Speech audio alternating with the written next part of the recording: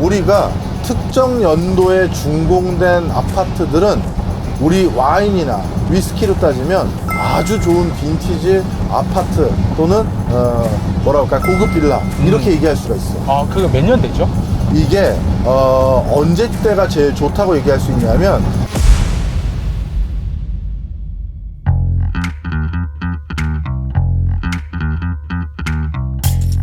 아, 형님.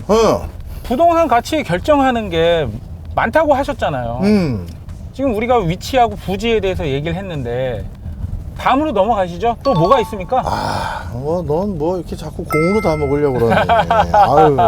아유. 형 잠깐 또 물 마실 때 내가 저기 벨트를 안 맸다. 네. 우리 저 시청자분들이 또 한 소리 하신다고. 아유, 안전벨트는 필수입니다. 그 다음 또 중요한 게 뭐냐? 당연히 건물 자체지. 아, 건물 자체? 건물에 대해서 우리가 확실히 또 이해를 해야 돼.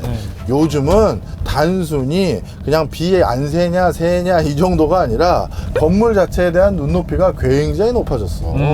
그러다 보니까 도대체 야 이게 어느 정도 수준까지 건물을 잘 지어야 되느냐 이거에 대해서 고민들을 많이 하는데, 먼저 너는 어느 건물에 살 때 제일 중요시 보는 게 뭐야? 아, 건물을 볼 때 가장 중요하게 여기는 거? 일단은 제일 먼저 눈에 띄는 거는 외적 디자인? 아, 디자인. 네. 그것도 디자인. 중요하지. 네. 또? 그 다음에 내가 사용하려는 용도에 맞게 지어진 건물인가? 건물 구조? 전혀 너는 돈과 관계없는 것들을 얘기하는구나. 자, 역시 너는 아직 자가 소유의 경험이 없는 사람이라는 게 딱 자가 소유의 경험이 있습니다. 있어? 아, 미안하다, 야. 네, 팔았잖아요. 맞아. 너 하나 샀었었지. 네. 자, 이제 좀 그때 잘못 산 걸 다시 떠오르게 해줄게. 일단 건물의 디자인이나 이런 것도 좋지. 좋은 거 중요한데 실질적으로는 그 안에 들어가서 사는 거지 건물 바깥을 쳐다보고 사는 건 아니잖아. 외모만 보고 사람을 사귀는 거랑 똑같은 거죠? 너의 특수성이니?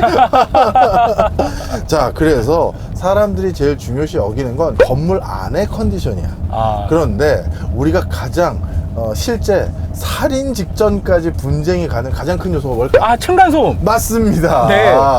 너 층간소음은 상관없다. 건물 외부만 예쁘면 된다. 이게 말이 되니? 아니, 가장 먼저 보는 게 뭐냐고 하셔서 뭐 첫인상 같은 거를 물어보시는 줄 알았어요. 아닙니다. 자, 그러면 층간소음에 대해서 얘기를 해드릴게요.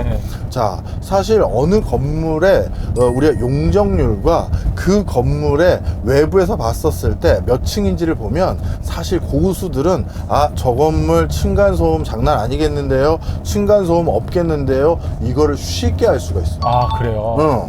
어떤 이유인지 쉽게 설명을 드리면, 일단 층간소음이 많은 아파트가 뭔가 부실 시공이나 그 건설회사가 역량이 없어서 잘못 지어서 층간소음이 나는 거라고 생각하면 너무 순진해.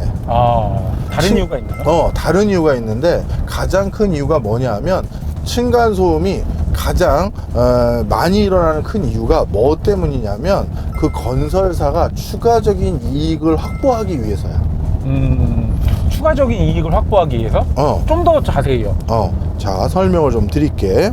일단 위에 층과 아래 층에서 나는 소음이 있고 옆집에서 나는 소음이 있어. 그렇죠. 그런데 옆집에서 나는 소음에 대해서는 우리가 민감도가 상대적으로 좀 덜해. 근데 위에서 쿵쾅거리는 건 진동과 함께 오기 때문에 나에게 직접적으로 느껴지는 강도가 훨씬 큰 거야. 네, 맞아요. 옆에는 그냥 음파로만 오잖아. 그런데 위에선 퉁 떨어지면 이게 내 몸으로 그냥 휩싸여지잖아. 그러다 보니까 층고 간의 층간소음 문제가 옆집과의 소음보다 훨씬 더 민감도가 높다고. 자, 그러면 위층과 아래층 간의 층간소음을 어떻게든 막기 위해선 진동절연제라는 걸 넣어줘야 돼. 진동절연제요? 그런 걸 넣어주면 층 간의 층간소음을 훨씬 줄일 수가 있거든. 자, 그런데 30층 정도 되는 아파트라고 한번 보자고. 30층 정도 되는 아파트는 각 층마다 진동절연제를 넣어주게 되면 그걸 다 합치면 한 3m가 넘어. 엄청 두껍구나. 왜냐면 한 층마다 그거를 뭐 10cm 정도 되는 그 층간 그 소음 그 절연제를 넣어주면 10cm 되는 게 30층이니까 결국 어떻게 되는 거야? 3m 되잖아. 300m, 그렇죠. 300cm니까. 그렇죠. 그래서 3m가 더 그 두꺼워지는데 바닥이 네. 그럼 3m가 바닥이 두꺼워진다는 게 너 뭘로 이어지는지 감아? 층고. 아 우리 용중이 나랑 오래 다녀야 돼. 아직 돈 벌려면 멀었어. 한 층이 사라지잖아. 한 층이 사라진다. 이해됐어? 덜 지어야 된다. 그렇지. 네. 그러니까 쉽게 얘기해서 여기에 국가에서 정한 고도, 용적률 따져서는 몇 미터 이상은 못 올라가는데 네. 그 몇 미터 이상 못 올라가는 상황에서 30층 아파트를 지은 것과 29층 아파트를 지은 거는 건설사의 수익이 달라지잖아. 네, 단가가 달라지겠네요. 그렇지. 그게 우리 동만 그런 게 아니라 여기에 있는 101동부터 저기 240동까지 전부 다 한 층씩을 더 올렸다? 그럼 그 아파트 한 채가 각각 10억씩이라고 하고 한 동에 4채씩 있다고 쳐봐. 네. 그럼 40억씩 그게 얼마겠어. 그러니까. 자, 그러니 결국 뭐다? 아하, 건설사가 층간 소음이 많이 나도록 그 건물을 짓는 가장 큰 이유는 뭐 때문이다? 추가 수익을 확보하기 위해서야. 그래서 이거는 실수가 아니다라는 걸 우리가 주목해야 되는 것이지. 자, 그래서 우리가 고수가 되면 뭐다? 아파트 밖에서 여기가 용적률이 얼마고 한 층마다 높이가 통상적으로 아파트는 몇 미터짜리가 지어지는데 여기에 몇 층밖에 안 됐네? 아니면 몇 층씩이나 됐네? 이걸 바탕으로 층간소음이 많이 날 아파트인지 아닌지를 쉽게 확인할 수가 있어. 아, 고수의 길은 멀고도 험하구나. 자, 그 다음에 건물 컨디션에 대해서 얘기를 추가적으로 더 해주면 우리가 특정 연도에 준공된 아파트들은 우리 와인이나 위스키로 따지면 아주 좋은 빈티지 아파트 또는 뭐라 할까 고급 빌라 이렇게 얘기할 수가 있어. 아, 그거 몇 년 되죠? 이게 언제 때가 제일 좋다고 얘기할 수 있냐면 2010년부터 2012년 초 이때쯤 준공 연도가 딱 찍힌 날짜들이 굉장히 좋은 아파트들이야. 아, 그 이유가 뭐예요?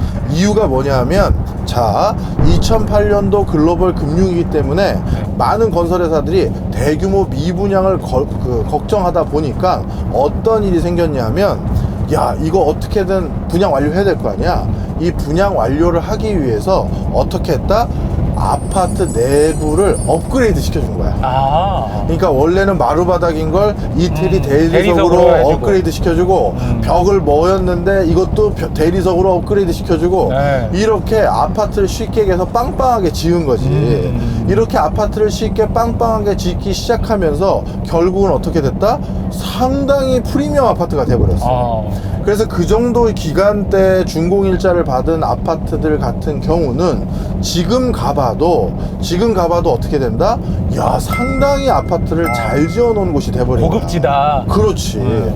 그래서 이렇게 어느 연도에 준공일자 떨어진 아파트인지를 보면 그게 고급 아파트인지 아닌지도 나름 유추를 할 수가 있는데 여기서 네가 고수면 또 한 가지 쉬운 힌트를 하나 얻을 수가 있는데 뭐가 있을까요? 요즘도 부동산이 불경기지. 아, 요즘에 짓는 아파트들을 노려라. 그렇지. 요즘 이제 미분양으로 걱정되는 아파트들이 또다시 뭘 하겠어?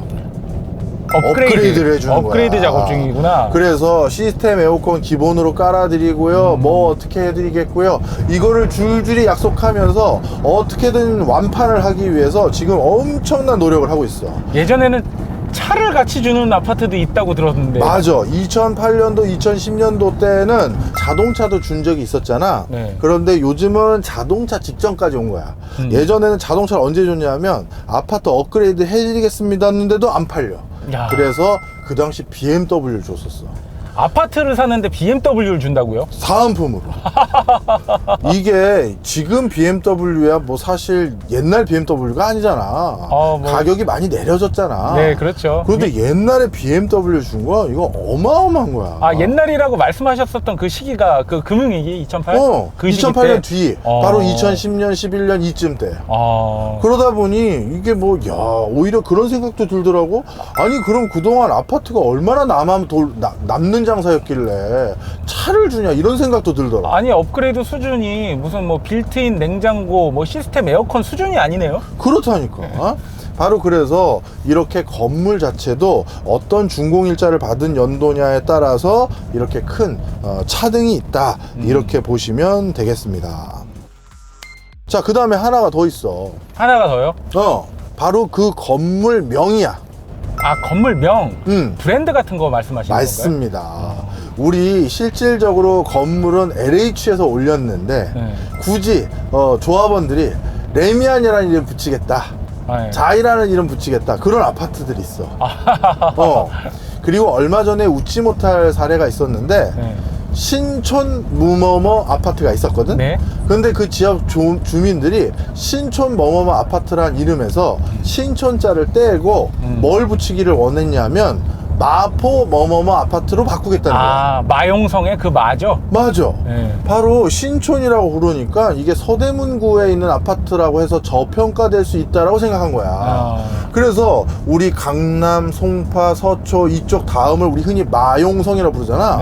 우리가 그 다음 그 선호 지역인 마포에 있는 아파트다, 이거를 보여주기 위해서 마포 무슨 아파트 이렇게 이름을 바꾸도록 주민들이 다 의기투합을 한 거야. 아니, 형님, 그래서 그런지 요즘 아파트들은 이름이 너무너무 길어요. 너무 길어. 모든 사람의 요구 조건을 다 맞추려고 하다 보니까 너무너무 길어진 것 같아요. 맞아.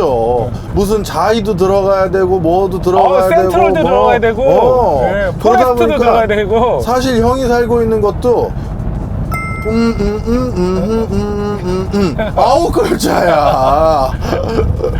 참 이거 미쳐버리겠어. 자, 그런데 어떡하겠어. 그런 브랜드가 또 건물의 가치를 인정받고 있는 상황인데 그러다 보니 아하, 건물 자체를 또 어떤 걸 하느냐, 그리고 좀 건물을 들어갔다 하더라도 그 건물에 대해서 사람들의 선호도를 높일 수 있는 방안들, 그런 것들을 이렇게 브랜드를 바꿔서라도 어떻게든 추진하고 있는 게 요즘의 상황이다, 이렇게 보시면 되겠습니다.